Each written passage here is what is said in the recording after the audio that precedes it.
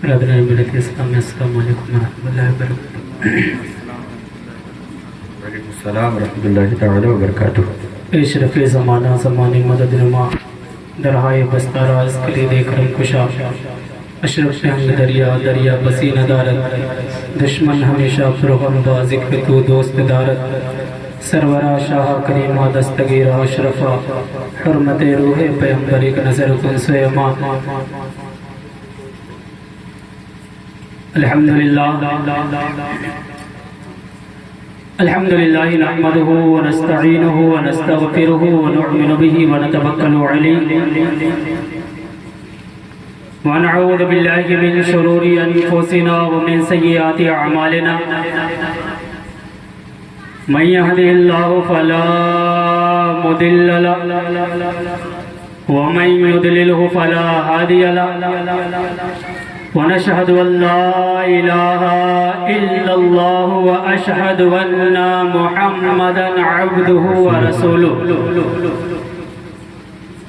أما بعد فأعوذ بالله من الشيطان الرجيم بسم الله الرحمن الرحيم إن الله وملائكته يصلون على النبي يا أيها الذين آمنوا صلوا عليه وسلموا تسليما اللهم صل على سيدنا شفيعنا نبينا قريبنا مولانا محمد بارك وسلم صلوا عليه صلاة وسلاما عليك يا رسول الله يا حبيب الله صلى الله تعالى عليه وسلم صدق الله المولانا العظيم وصدق رسوله النبي الأمين المتين المعين المبين الكريم ونحن على ذلك لمن الشاهدين والحمد لله رب العالمين۔ باد توحید کے متوالوں، شمع رسالت کے پروانوں، غوث و خواجہ کے چاہنے والوں، امام احمد رضا خان فاضل بریلوی علیہ رحمت و رضوان کے ماننے والوں،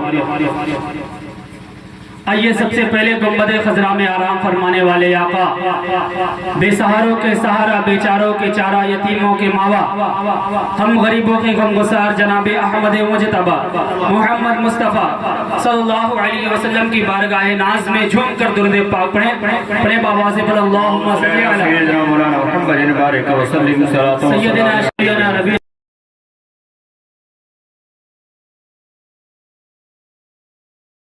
یا رسول اللہ صلی اللہ تعالی علیہ وسلم۔ آپ حضرات اس قدر بیٹھے ہیں،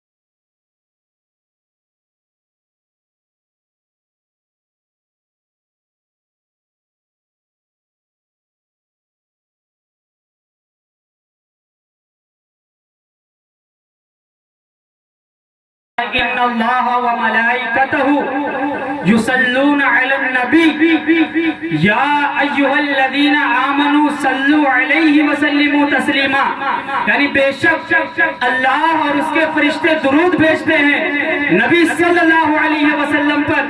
اے ایمان والو، یا ایہا الذین آمنوا، اے ایمان والو، صلو علیہ وسلموا تسلیما، تم بھی اپنے نبی پر خوب خوب درود پڑھا کرو۔ سبحان اللہ، ماشاءاللہ۔ یعنی درود پاک پڑھنے کی بہت بڑی فضیلت ہے، اور درود پاک صرف ہم ہی نہیں پڑھا کرتے ہیں بلکہ پیڑ پودے بھی پڑھا کرتے ہیں۔ بولتے سبحان اللہ۔ کنکر پتھر بھی پڑھا کرتے ہیں میرے آقا پر درود۔ ایک مرتبہ ایک حدیث بتا دوں، ایک مرتبہ حضرت علی سے روایت ہے کہ ایک مرتبہ حضرت علی میرے آقا کے ساتھ سفر کر رہے تھے، میرے آقا آگے آگے تشریف لے جا رہے تھے، حضرت علی پیچھے پیچھے چل رہے تھے۔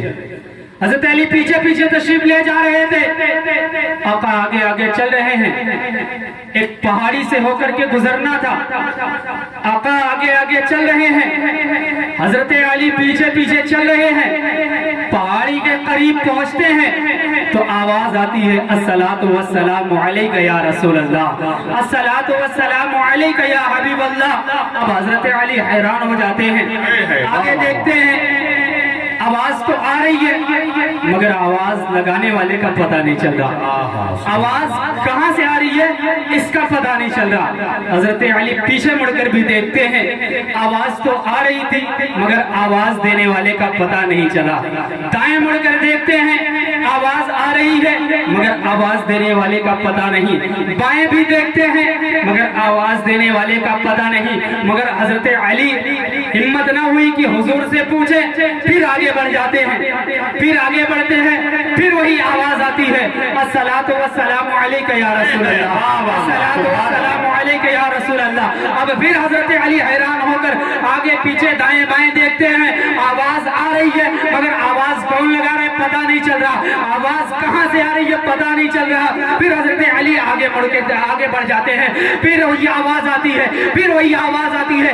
تیسری مرتبہ جب وہی آواز آتی ہے تو آقا حضرت علی میرے آقا سے سوال کرتے یا رسول اللہ فدا کا امی و ابی، میرے ماں باپ آپ پر قربان جائے، یا رسول اللہ آواز آ رہی ہے مگر آواز دینے والے کا پتہ نہیں چل رہا، آواز کہاں سے آ رہی ہے پتہ نہیں چل رہا، یا رسول اللہ آواز تو آ رہی ہے درود و سلام کی۔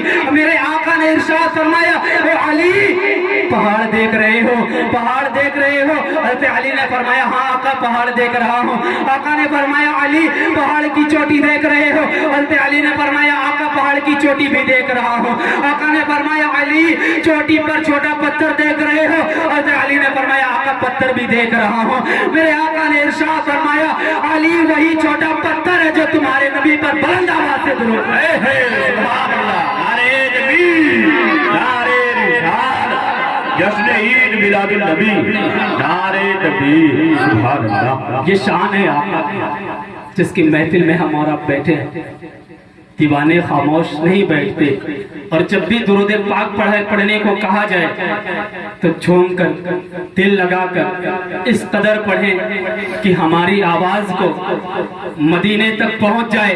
انشاءاللہ یہی پر آپ کا درود پڑھنا، ایک مرتبہ درود پڑھنا اگر بارگاہ رسالت میں قبول ہو گیا تو میں گارنٹی لیتا ہوں کہ آپ کو جنت میں جانے سے کوئی نہیں روکے۔ یہی ایک بار درود پاک پڑھنا اگر آپ کا مقبول ہو گیا، درود پاک کوئی ایسی ویسی چیز نہیں ہے بلکہ اس کو خود رب قدیر فرما رہا ہے۔ اسی لیے تو بریلی کے تاجدار اعلیٰ حضرت عظیم البرکت امام احمد رضا خان فاضل بریلوی علیہ رحمت و رضوان فرماتے ہیں سب سے اعلیٰ و اولا ہمارا نبی، سب سے بالا و اعلیٰ ہمارا نبی، سب چمک والے اجلوں میں چمکا کیے، اندھ شیشوں میں چمکا ہمارا نبی۔ کیا خبر کیا خبر کیا خبر کتنے تارے کھلے چھپ گئے پر نہ ڈوبے نہ ڈوبا ہمارا نبی، پر نہ ڈوبے نہ ڈوبا ہمارا نبی۔ حضرات محترم اب اپنے آقا کی بات چل رہی ہے تو کچھ دیر اور آپ حضرات کے سامنے اپنے آقا کی شان بیان کر دو۔ انشاءاللہ علماء کرام بیٹھے ہوئے ہیں، انشاءاللہ میں کوئی مقرر کی حیثیت سے نہیں بلکہ ایک طالب علم کی حیثیت سے یہاں پر کھڑا ہوا ہوں۔ علماء کرام ہمارے اساتذہ کرام بیٹھے ہوئے ہیں، ان کی دعائیں چاہتا ہوں۔ حضرات ایک مرتبہ ابو جہل اسلام کا شروعاتی دور تھا۔ ابو جہل نے حبیب یمنی کے پاس خط لکھا جو یمن کے رہنے والے ہیں۔ ابو جہل جو حضور کا بہت بڑا دشمن تھا، ابو جہل نے حبیب یمنی کے پاس خط لکھا کہ یار تو دوست بھی ہے میرا، बचपन का दोस्त है, हम सबक साथी है और मेरा बिजनेस पार्टनर भी है। यार एक बात है तुझसे करनी है, जैसे ही मेरा खत तुझे मिले फौरन ही मक्के का सफर करना, मक्के में आना। जैसे ही ये खत हबीब यमनी के पास पहुंचा, हबीब यमनी फौरन सफर शुरू किए। उधर से हबीब यमनी अभी मक्के में दाखिल नहीं हुए, मक्के की सरहद पर अबू जहल रुई लेकर के खड़ा था और हबीब यमनी जैसे ही आए कहा नीचे उतर। हबीब यमनी को नीचे उतारा और कहा ये ले रुई अपने कानों में डाल ले। कहा वो क्या हो जाता? कहा क्यों रुई क्यों अपने कानों में रुई डाल लूं, क्या हो जाता है? कहा कहीं मोहम्मद की आवाज तेरे कानों में ना पड़ जाए, मोहम्मद की आवाज तेरे कानों में ना पड़ जाए। कहा क्या हो जाता? कहा उसकी आवाज जिसके कानों में पड़ जाती है फिर वो बोली उसकी बोलने लग जाता है, फिर वो बोली उसकी बोलने लग जाता है, फिर वो कलमा उसका पढ़ने लग जाता है। कहा ठीक है, रुई लगाया। कहा क्या बात थी, क्या बात करने के लिए बुलाया है? कहा घर चल, घर बताता हूँ। कहा क्या बात है? फिर घर आते हैं, घर पर कहते हैं हबीब यमनी बता बुलाया किस लिए है? हबीब यमनी ने कहा बता बुलाया किस लिए है? अबू जहल कहता है यार रिश्ते में भतीजा लगता है मगर बातें बड़ी अजीब करता है, रिश्ते में भतीजा है बातें बड़ी अजीब कहता है। कहा क्या? कहा हमारे खुदाओं का बुरा भला कहता है, कहा हमारे खुदाओं का बुरा भला कहता है और कहता है ये खुदा है, एक खुदा है, सबको मरना है, मरने के बाद अपने अपनी जिंदगी अपने अमाल का हिसाब देना है। कहा ऐसा होता है? हबीब यमनी चूंकि पढ़े लिखे इंसान थे, हबीब यमनी ने कहा यार जब जिसने कुछ न था तब पैदा कर दिया तो मरने के बाद वो जिंदा कर दे तो कौन सी बड़ी बात है, मरने के बाद जिंदा कर दे तो कौन सी बड़ी बात है। हबीब यमनी ने कहा अच्छा बता बुलाया किस लिए है? कहा तुझे इसलिए बुलाया हूँ। अबू जहल ने कहा तुझे इसलिए बुलाया हूँ कि यार उसका इलाज कर दे, यार उसका इलाज कर दे, तू तबीब भी है, हकीम भी है, दोस्त भी है, यार तुझे इसीलिए बुलाया हूं कि तू उसका इलाज कर दे। कहा ठीक है बुलाओ। कहा क्या करेगा? कहा उसकी आंखों में झांक कर देखूंगा। कहा तब तो तू पूरा काम ही निपटा देगा, तब तो तू पूरा काम ही निपटा देगा। कहा क्या हो जाता? कहा उसकी आंखों में मत देख लेना। कहा क्या हो जाएगा? कहा उसकी आंखों में जो देख लेगा फिर वो बोली उसकी बोलने लग जाता है, फिर वो कलमा उसका पढ़ने लग जाता है। कहा क्या हो जाता?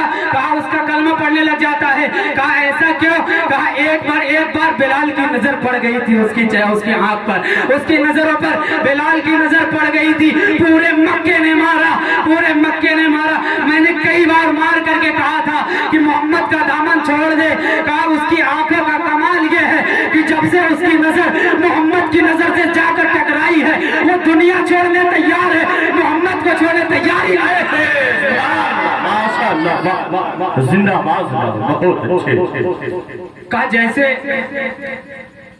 काफिर बुलाओ, हाथ पकड़ के नस पकड़ के देखूंगा। कहा तू तो पूरा काम ही निपटा देगा, का पूरा काम ही निपटा देगा। कहा क्या हो जाता? कहा जो उसके हाथ में हाथ देता है फिर वो बोली उसकी बोलने लग जाता है, फिर वो बोली उसकी बोलने लग जाता है। कहा क्या हो जाता? कहा अब यहाँ वो हाथ पकड़ता है वहां रब की रहमत पे ले जाकर के छोड़ देता है। कहा ठीक है बुलाओ, खुशबू से पता लगाएंगे। कहा खुशबू से पता लगाएंगे। कहा तब तो तू पूरा काम ही निपटा देगा। कहा खुशबू से? कहा खुशबू से कैसे पता लगाएगा? पूरा मक्का गवाह है, आज भी वो जिस गली से गुजर जाता है तीन दिन तक गलियां में आ जाता है। सुभान अल्लाह। एक मर्तबा मेरे आका ने अपनी ज़ौजा खदीजतुल कुबरा से कहा खदीजा मेरे साथ 25 साल हो गए, 25 साल मगर कभी मोहम्मद को दरवाजा बजाने की जरूरत नहीं पड़ी। सारे बोलो सल्लल्लाहु अलैहि वसल्लम। कभी मोहम्मद को दरवाजा बजाने की जरूरत नहीं पड़ी। कैसे जान जाती हो? खदीजतुल कुबरा का जवाब सुनो। कहती हुजूर आप अपने दरवाजे से पहले चौराहे पर होते हैं, खुशबू आपसे पहले घर में आ जाए। सुभान अल्लाह। खुशबू आपसे पहले घर में आ जाया करती है। ایک مرتبہ ایک بزرگ آقا کی بارگاہ میں حاضر ہوئے اور کہ حضور بیٹی کی شادی کر رہا ہوں، کوئی تحفہ آپ کی طرف سے ہو جائے، کوئی تحفہ دے دیں۔ آپ نے فرمایا جا بیری کی لکڑی لے کے آ، جا بیری کی لکڑی لے کر کے آ۔ وہ گیا، بیری کی لکڑی لے کر کے آیا اور میرے آقا نے اپنے پسینے کو یوں کر کے دیا اور کہا لے جاؤ، یہ اپنی بیٹی کو لگا دینا، یہ عطر اپنی بیٹی کو لگا دینا۔ اس کے بعد وہ آئے اور اپنی بیٹی کو اور داماد کو دونوں کو عطر لگاتے ہیں، اور مفسرین فرماتے ہیں کہ وہ جب تک جیے ان کی بدن سے خوشبو آتی رہی ہے، ان کی 7 پشتوں، ان کی 7 نسلوں سے محمد عربی صلی اللہ علیہ وسلم کی خوشبو آتی رہی ہے۔ سبحان اللہ، سبحان اللہ۔ یہ کہا خوشبو مت سونگ لینا، نہیں تو پورا کام ہی ختم ہو جائے گا۔